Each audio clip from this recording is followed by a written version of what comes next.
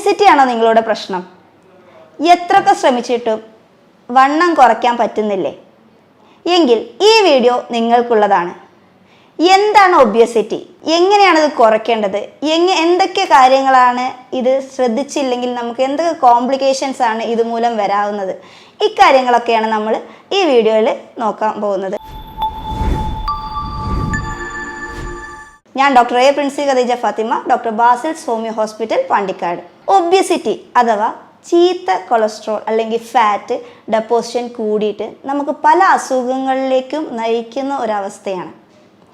എങ്ങനെയാണ് ഇത് കാൽക്കുലേറ്റ് ചെയ്യുന്നതെന്ന് വെച്ച് കഴിഞ്ഞാൽ ബോഡി മാസ് ഇൻഡെക്സ് പ്രകാരമാണ്. അതായത് BMI, അതായത് നിങ്ങളുടെ വെയിറ്റ് ഇൻ കിലോഗ്രാംസിലുള്ള നിങ്ങളുടെ weight divided by height in metre square വെച്ചിട്ട് നമ്മൾ കാൽക്കുലേറ്റ് ചെയ്യുക. സിമ്പിളായി പറഞ്ഞാൽ നിങ്ങൾ സപ്പോസ് നിങ്ങളുടെ ഒരു വെയിറ്റ് 163 സെൻറ്റിമീറ്റർ ആണെങ്കിൽ അത് മൈനസ് 100 ചെയ്യുമ്പോൾ നിങ്ങൾക്ക് കിട്ടുന്ന വെയിറ്റ്, നിങ്ങളുടെ ഐഡിയൽ വെയിറ്റ് കിട്ടും. അതായത് 63 ആയിരിക്കും നിങ്ങളുടെ ഹൈറ്റിനനുസരിച്ചുള്ള വെയിറ്റ്. ഓക്കെ, സോ ഈ WHO പ്രകാരം ഈ BMI നമ്മൾ പലതായി ക്ലാസിഫൈ ചെയ്തിട്ടുണ്ട്. അത് 15 ടു BMI വാല്യൂ 15 to 25 ആണെങ്കിൽ നോർമലായിട്ടും, 25 മുതൽ 30 ഒബിയസ് കാറ്റഗറിയും, ഒബിയസ് ക്ലാസ് 1 കാറ്റഗറിയും, 35 to 40 വരെ ക്ലാസ് 2 കാറ്റഗറിയും, 40ൻ്റെ എബോവ് വരുമ്പോൾ അതിനെ ക്ലാസ് 3 കാറ്റഗറിയിലേക്കുമാണ് നമ്മൾ ക്ലാസിഫൈ ചെയ്തിരിക്കുന്നത്. അതായത് ക്ലാസ് 3 എന്ന് പറയുമ്പോൾ നമ്മൾ പൊണ്ണത്തടി എന്നൊക്കെ പറയില്ലേ, ആ ഒരു കാറ്റഗറിയിലാണ് ഇത് വരുന്നത്. അപ്പോൾ നമ്മൾ എന്തൊക്കെ കാര്യങ്ങളാണ് ശ്രദ്ധിക്കുക? ഇതിൽ ഏറ്റവും പ്രധാനപ്പെട്ട പല കോംപ്ലിക്കേഷൻസാണ് ഈ പൊണ്ണത്തടി കാരണങ്ങൾ കൊണ്ടുവരുന്നത്. അതിൽ പ്രധാനപ്പെട്ട ഒന്നാണ് ഷുഗർ, കൊളസ്ട്രോൾ, BP, PCOD. പലവരും പറഞ്ഞു കേട്ടിട്ട് പല പേഷ്യൻസും ഞങ്ങളുടെ അടുത്ത് വന്നിട്ട് ഡോക്ടറെ എനിക്ക് PCOD കാരണമാണ് തടി വെക്കുന്നതെന്ന് പറഞ്ഞ് കേട്ടിട്ടുണ്ട്. പക്ഷേ നേരെ മറിച്ച് ഇത് നേരെ തിരിച്ചാണ്. PCOD കാരണമല്ല തടി വെക്കുന്നത്, തടി കൂടിയത് കാരണം കൊണ്ടാണ് PCOD ഡെവലപ്പ് ചെയ്യാൻ കാരണമാണ്. കാരണം അവരുടെ ഇൻസുലിൻ റെസിസ്റ്റൻസ് ഒക്കെ പ്രശ്നം ഉണ്ടായിട്ടാണ് പിന്നെ PCOD ആയിട്ട് ഡെവലപ്പ് ചെയ്യാൻ പോകുന്നത്. പിന്നെ അതേപോലെ തന്നെ തൈറോയിഡ് പോലത്തെ പ്രശ്നങ്ങൾ, ഇങ്ങനെ തുടങ്ങി പല പ്രശ്നങ്ങൾ ഇത് കാരണം കൊണ്ടുവരുന്നുണ്ട്. അതിൽ വേറെ ഒന്നാണ് നമ്മുടെ വെയിറ്റ് ബിയറിങ് ബോൺസ് ആയിട്ടുള്ള മുട്ടുവേദന, ബോൺസിലേക്ക് ഓവർ വെയിറ്റ് വരുമ്പോൾ അവിടെ മുട്ടുവേദന, അങ്ങനെയൊക്കെ ഉള്ള പ്രശ്നങ്ങൾ വേറെയും. ഇനി ഇതെങ്ങനെ നമുക്ക് ഹാൻഡിൽ ചെയ്യാം? ഇതിലേറ്റവും നിങ്ങൾക്ക് പറ്റുകയാണെങ്കിൽ ഏറ്റവും ഇമ്പോർട്ടൻ്റ് ആയിട്ട് നമുക്ക് പറയാവുന്ന ഒരു ഡയറ്റ് പ്ലാൻ എന്ന് പറഞ്ഞു കഴിഞ്ഞാൽ ഇൻ്റർമീഡിയറ്റ് ഫാസ്റ്റിംഗ് ആണ്. സിമ്പിളായിട്ട് പറഞ്ഞു കഴിഞ്ഞാൽ പ്രത്യേകിച്ചൊന്നുമില്ല, ഒരു 16 hour ഫാസ്റ്റിംഗ് ചെയ്തിട്ട് ബാക്കിയുള്ള ടൈം നമുക്ക് ഫുഡ് കഴിക്കുക, 8 hours ഫുഡ് കഴിക്കുക എന്നുള്ള ലെവൽ. അപ്പോൾ പ്രധാനമായിട്ടും ഏറ്റവും നല്ലത് നിങ്ങൾ രാത്രി ഭക്ഷണം കഴിക്കുന്ന സമയത്ത് ഒരു 7 അല്ലെങ്കിൽ ഒരു 8 ഉള്ളിൽ മാക്സിമം നിങ്ങൾ ഫുഡ് കഴിച്ചിരിക്കണം. ഓക്കെ, അതാണ് പ്രധാനപ്പെട്ട് പറഞ്ഞത്. അത് കഴിഞ്ഞാൽ പിന്നെ ഫുഡോ കാര്യങ്ങളോ ഒന്നുമില്ല, വെള്ളം കുടിക്കാം. പിന്നെ നെക്സ്റ്റ് ഡേ 12 മണി, അതായത് 8 മണിക്കാണ് നിങ്ങൾ ഫുഡ് കഴിക്കുന്നതെങ്കിൽ നെക്സ്റ്റ് ഡേ ഉച്ചയ്ക്ക് 12 മണിക്കാണ് നെക്സ്റ്റ് ഡേ നമ്മൾ ഫുഡ് എടുക്കുന്നത്. സോ ഇങ്ങനെയാണ് അങ്ങനെ പോവാം. ഇതിൽ ഏറ്റവും ഒബേസിറ്റിയിൽ തന്നെ അല്ലെങ്കിൽ പല അസുഖത്തിലും പ്രധാനപ്പെട്ട ഒരു വില്ലൻ എന്ന് പറഞ്ഞാൽ ഷുഗർ തന്നെയാണ്, അല്ലെങ്കിൽ പഞ്ചസാര എന്ന് മാത്രമല്ല ഷുഗർ ഏത് ഫോമിലാണെങ്കിലും അത് കംപ്ലീറ്റ്ലി അവോയ്ഡ് ചെയ്യുക.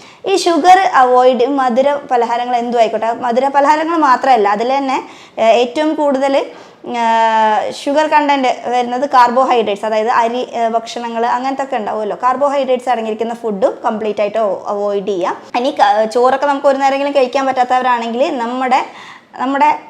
നമ്മുടെ കൈയിൻ അളവിൻ്റെ ആ ഒരു ലെവലിൽ വേണം ഫുഡ് അല്ലെങ്കിൽ കാർബോഹൈഡ്രേറ്റ്സ് നമുക്ക് എടുക്കാൻ പാടുള്ളൂ. ഓക്കെ, സോ അങ്ങനെ വേണമെങ്കിൽ കുറച്ച് കൊണ്ടുവരാം. പിന്നെ വെജിറ്റബിൾസും ഫ്രൂട്ട്സും ഒക്കെ മാക്സിമം കൂടുതലായിട്ട് കഴിക്കാൻ ശ്രമിക്കുക. ഇങ്ങനെ ഒരു വേ ഓഫ് ട്രീറ്റ്മെൻറ്റ്, ഇങ്ങനൊരു രീതിയിൽ പോയി കഴിഞ്ഞാൽ തന്നെ നിങ്ങൾ നല്ല രീതിയിൽ വെയിറ്റ് കുറയും.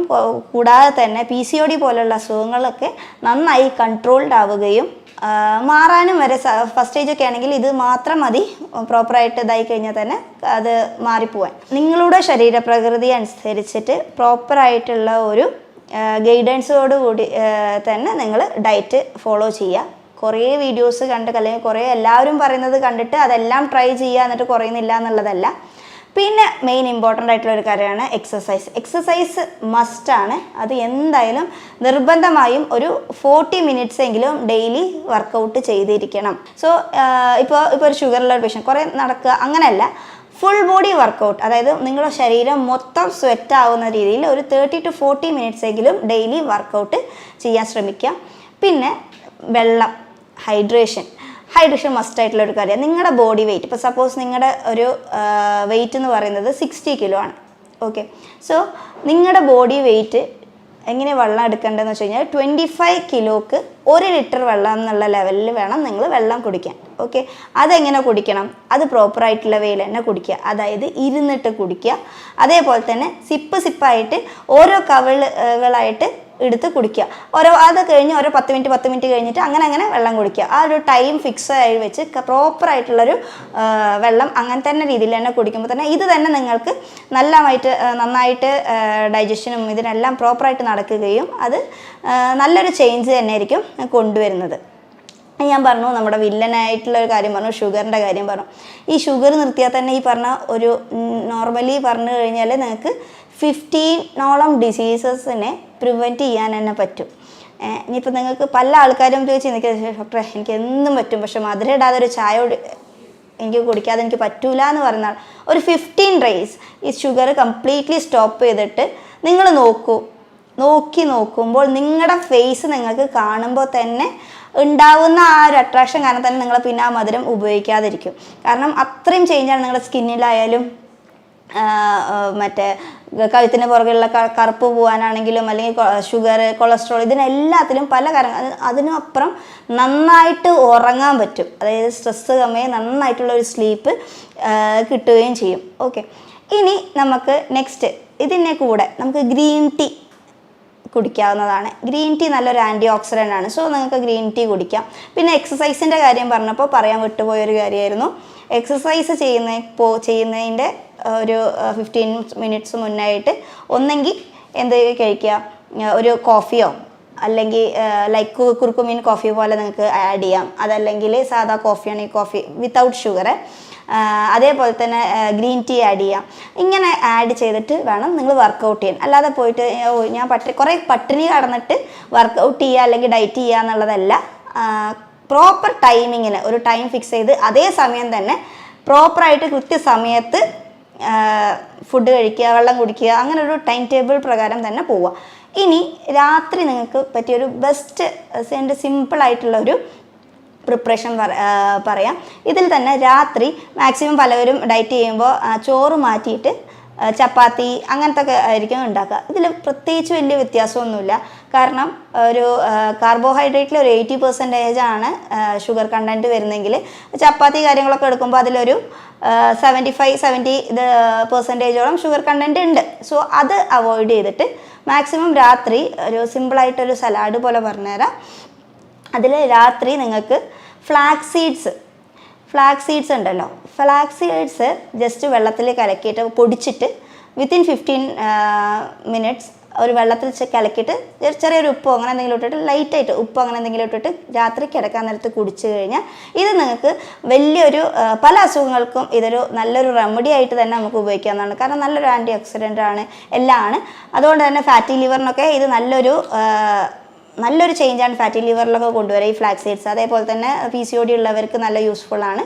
ഇങ്ങനത്തെ കാര്യങ്ങൾ ചെയ്യാം.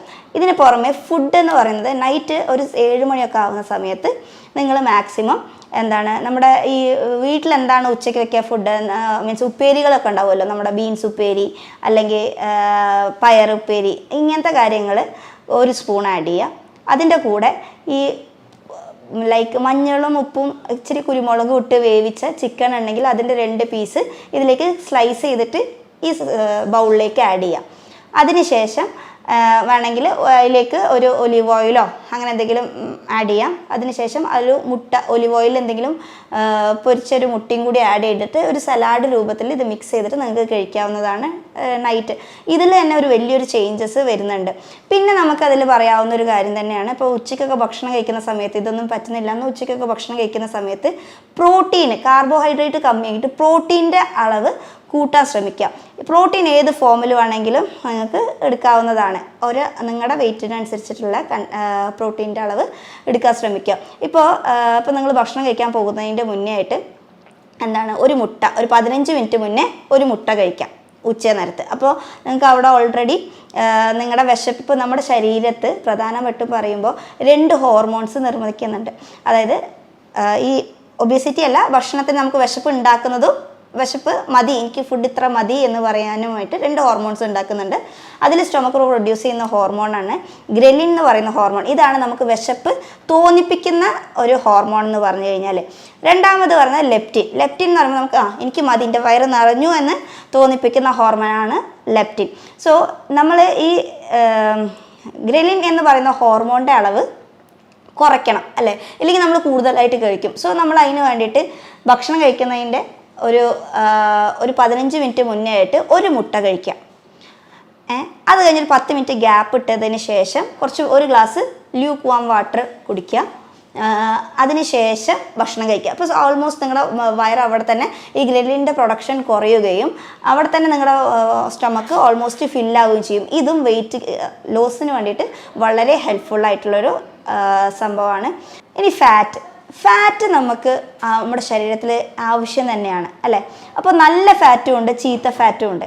സോ ഈ നല്ല ഫാറ്റ് എന്ന് പറയുമ്പോൾ ഇപ്പോൾ പലവരും പേടിക്കുമ്പോൾ എനിക്ക് കൊളസ്ട്രോൾ ഉണ്ട്, അതുകൊണ്ടാണ് എനിക്ക് തടി കുറയ്ക്കാൻ പറ്റില്ല, അല്ലെങ്കിൽ എങ്ങനെ ഒരു പലഹാരം നമ്മളൊരു കുക്കിംഗ് ചെയ്യുമ്പോൾ തീരെ ഓയിലില്ലാതെ എങ്ങനെ കുക്ക് ചെയ്യുക, ഇങ്ങനെയൊക്കെ പലർക്കും പല ടെൻഷൻസാണ്. ഇതിൽ നല്ല കൊളസ്ട്രോളും ഉണ്ട്, അതേപോലെ തന്നെ അല്ലെങ്കിൽ നല്ല ഫാറ്റും ഉണ്ട്, ചീത്ത കൊളസ്ട്രോൾ ഉണ്ടാക്കണം. ഈ ചീത്ത കൊളസ്ട്രോൾ നമ്മൾ പറഞ്ഞതാണ് ഈ ഷുഗർ. ഓക്കെ, പിന്നെ റിഫൈൻഡ് ഓയിൽസ്, അതായത് സൺഫ്ലവർ ഓയിൽ, പാം ഓയിൽ തുടങ്ങിയ ഓയിൽസൊക്കെ മാക്സിമം അവോയ്ഡ് ചെയ്യുക. ഇന്നും നമ്മുടെ നാട്ടിലെ ഏറ്റവും രസകരമായി കണ്ടുവരുന്ന പല രോഗികളും കണ്ടുവരുന്ന ഒരു കോമഡിയാണ്, അവർക്ക് കോക്കനട്ട് ഓയിൽ കൊളസ്ട്രോൾ ഉണ്ടാക്കുന്നതും പാം ഓയിൽ നല്ലതുമാണ്, അത് പ്രശ്നക്കാരനല്ല എന്ന് പറയുന്ന ആൾക്കാർ ഇഷ്ടം പോലെയാണ്. വേറെ ഒന്നുമല്ല, സിമ്പിളായിട്ട് പറഞ്ഞു കഴിഞ്ഞാൽ പാം ഓയിൽ നമുക്ക് ചീപ്പ് റേറ്റിന് കിട്ടുന്നത് കൊണ്ട് തന്നെ ആൾക്കാർ പാം ഓയിലാണ് കൂടുതൽ ഉപയോഗിക്കുക. പക്ഷേ ഏറ്റവും ഡേഞ്ചറസ് ആയിട്ടുള്ള ഒരു ടൈപ്പ് ഓഫ് ഓയിൽ തന്നെയാണ് പാം ഓയിൽ. കംപ്ലീറ്റ്ലി അവോയ്ഡ് ചെയ്യാം. നേരെ മറിച്ച് കോക്കനട്ട്, കാച്ചിയ വെളിച്ചെണ്ണ നിങ്ങൾക്ക് ഉപയോഗിക്കാം. അത് നല്ല ഒരു ഗുഡ് കൊളസ്ട്രോളാണ് വരുന്നത്. അപ്പോൾ അത് വെച്ചിട്ട് ഇതാക്കാം. ഇപ്പോൾ നിങ്ങൾ സൺഫ്ലവർ ഓയിലിൽ മുട്ട പൊരിക്കണോ അല്ലെങ്കിൽ സാധാ ഓയിലിൽ മുട്ട പൊരിക്കുന്നതിന് പകരം നിങ്ങൾക്ക് ബട്ടർ ഉപയോഗിച്ചിട്ട് മുട്ട പൊരിക്കാം, നെയ്യ് ഉപയോഗിച്ചിട്ട് മുട്ട പൊരിക്കാം. സോ ഇതൊക്കെ ഗുഡ് കൊളസ്ട്രോളിൽ വരുന്ന കാറ്റഗറിയിലാണ്. പിന്നെ ഒലിവ് ഓയിൽസ് നല്ലൊരു ഇതാണ്, ഒലിവ് ഓയിൽസ് ഉപയോഗിക്കാം. ഓക്കെ, ഇത്തരത്തിലുള്ള എണ്ണകളൊക്കെ നിങ്ങൾക്ക് കുക്കിങ്ങിന് ഉപയോഗിക്കാവുന്നതാണ്. പിന്നെ അതേപോലെ തന്നെ ഡെയിലി omega-3 ക്യാപ്സ്യൂളോ അല്ലെങ്കിൽ ഫിഷ് ആണെങ്കിൽ നല്ല ഫിഷ് omega-3 കണ്ടൻറ്റ് കൂടിയ ചെറിയ മീനുകളൊക്കെ നിങ്ങൾക്ക് കൂടുതലായിട്ട് ഫുഡിൽ ഉൾപ്പെടുത്താവുന്നതാണ്. പിന്നെ നന്നായിട്ട് വൈറ്റമിൻസും മിനറൽസും ഇപ്പോൾ പറഞ്ഞു, നമ്മളൊരു നൈറ്റ് ഒരു മുട്ട, ഡെയിലി ഒരു മുട്ട കഴിക്കുകയാണെങ്കിൽ തന്നെ നിങ്ങൾക്ക് എന്താണ് ഇതിൽ ഓൾമോസ്റ്റ് എല്ലാ വൈറ്റമിൻസും മിനറൽസും എക്സെപ്റ്റ് വൈറ്റമിൻ സി ഒഴിച്ചിട്ടുള്ള ബാക്കി എല്ലാ വൈറ്റമിൻസും മിനറൽസും നിങ്ങളുടെ ബോഡിക്ക് ആവശ്യമായിട്ടുള്ള എല്ലാം ആ ഒരു മുട്ടയിൽ നിന്ന് തന്നെ നിങ്ങൾക്ക് കിട്ടും. ഓക്കെ, ഇനിയിപ്പോൾ മുട്ട കഴിക്കാത്തവരാണെങ്കിൽ വെജിറ്റേറിയൻസ് അങ്ങനെയൊക്കെയുള്ള ആൾക്കാരാണ് മുട്ട തീരെ കഴിക്കില്ല എന്നുണ്ടെങ്കിൽ മഷ്റൂം കഴിക്കാം. ഓക്കെ, സോ ഇതിലും ആസ് ആ മുട്ടൻ്റെ തന്നെ മുട്ടയിൽ അടങ്ങിയിരിക്കുന്നത് പോലെ തന്നെ ഈക്വൽ എമൗണ്ടിലുള്ള വൈറ്റമിൻസ്, അമിനോ ആസിഡ്സ് എല്ലാം തന്നെ ഈ മഷ്റൂംസിലും അടങ്ങിയിട്ടുണ്ട്. സോ നിങ്ങൾക്ക് അങ്ങനെയും ഫോളോ ചെയ്യാം.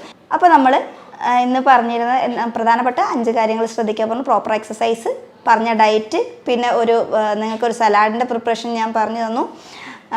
പിന്നെ വെള്ളം നന്നായിട്ട് കുടിക്കുക, ന്യൂട്രീഷ്യസ് ഫുഡ് കഴിക്കുക, അതേപോലെ തന്നെ നന്നായിട്ട് ഉറങ്ങുക. ഓക്കെ, ഇത്രയാണ് നമ്മളിതിൽ ഇന്നത്തെ വീഡിയോയിൽ നോക്കിയത്. ഇനി ഇത്രയൊക്കെ ചെയ്തിട്ടും നിങ്ങൾക്ക് വെയിറ്റ് ലോസ് പറ്റിയിട്ടില്ലെങ്കിൽ ഹോമിയോപ്പതിയിൽ നല്ലൊരു വെയിറ്റ് ലോസിന് വേണ്ടിയുള്ള നല്ല മെഡിസിൻസും കാര്യങ്ങളെല്ലാം നമുക്കുണ്ട്. കൂടുതൽ എന്തെങ്കിലും വിവരങ്ങൾക്കും താഴെ കൊടുത്തിരിക്കുന്ന നമ്പറിൽ കോൺടാക്റ്റ് ചെയ്യാം. Thank you.